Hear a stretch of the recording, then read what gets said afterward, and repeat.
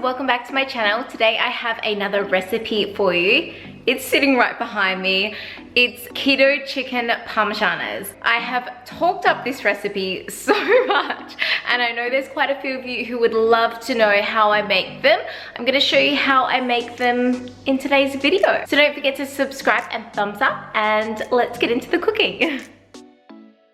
Okay, so let's get into making these low-carb chicken parmesanas. Now for this recipe, I do use chicken thigh fillet. It is a higher percentage of fat. The meat is also a lot more juicier and tender as well. I am using this Leggo's fresh sauce. However, it is better if you make your own sauce. For the crumbs, I'm using almond meal instead of breadcrumbs. I use some Vegeta, some thyme and mixed herbs, salt, pepper, garlic powder, and I do use some eggs as well, and then some perfect pizza cheese. I find that that's the best cheese, and you want some olive oil or whatever oil you're using. Now you want to preheat your oven to about 170, and then in a bowl you want to pour in around a cup of almond meal. It depends how many thigh fillets you have and how many parmesanas you're making. And then I add in 3 teaspoons of Vegeta.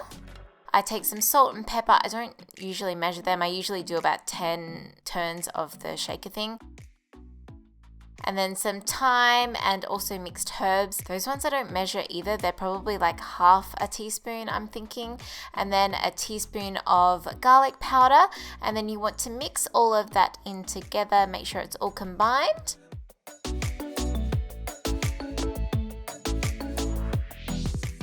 And then in another bowl, you want to take an egg, or sometimes 2 eggs depending on how big they are. Again, how many thigh fillets you have to make into schnitzels. So then you want to whisk that one up, and then we are going to open up the chicken, and I do like to trim off all of like the extra fatty bits, but this is a personal preference. Of course, you don't need to do this.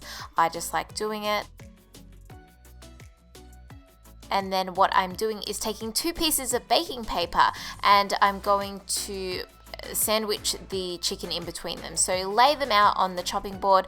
Make sure that they're pretty far enough apart so that when they spread out that there's enough room and they're not going to, mush into each other kind of thing.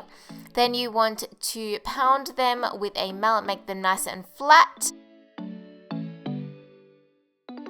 You want to get your pan ready, so get your big pan, put it on the stove top, and then pop some olive oil in. Then we are going to take the chicken and dip it in the egg, and then dip it in the mix or the crumbs, and just make sure that every bit is covered with some crumbs, and then you want to put it in the pan. Some people like to double dip. I don't find that that's necessary. And yeah, you just keep doing that until they're all done. Your fingers do get a bit grotty. Then when you have them all cooking in the pan, they should look something like this. I would say cook them on a medium level for about maybe 10 minutes on one side, and then you want to just flip them over when they're starting to brown. Try not to let them burn.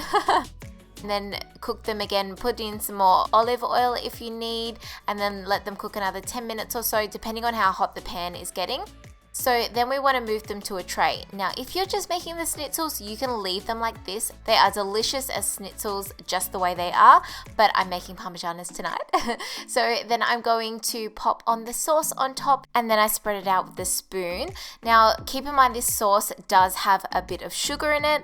I find that it doesn't really affect me. However, as I said at the start, it is better to make your own sauce. But please let me know if you can find a Napoli sauce without any sugar, because I'd love to know. Once the sauce is all spread out, I pop on the grated cheese on top. Now I use the Pizza Perfection, as I mentioned earlier. I find that this just browns the best in the oven. It's so delicious. Then I'm going to pop them in the oven. Now I do let them cook for maybe like 10 to 15 minutes. Of course, keep checking back on them to make sure that they're not burnt, or just to see if they need a little bit longer. And then we want to take them out of the oven, and they are just good and ready to go. My mouth is watering.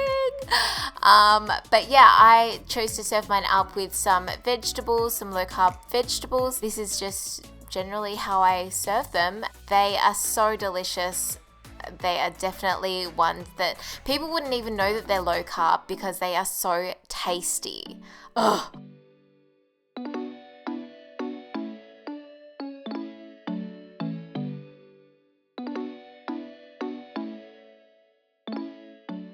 So I hope you guys enjoyed this little video. I am filming it on my vlog camera, so I'm not too sure how it's going to turn out, but let me know if you're okay with them being filmed like this. It's so much easier and it means that I can get more recipes to sooner. Anyway, I hope you guys are doing really, really well. Thank you so much for watching and I will see you in my next video. Bye.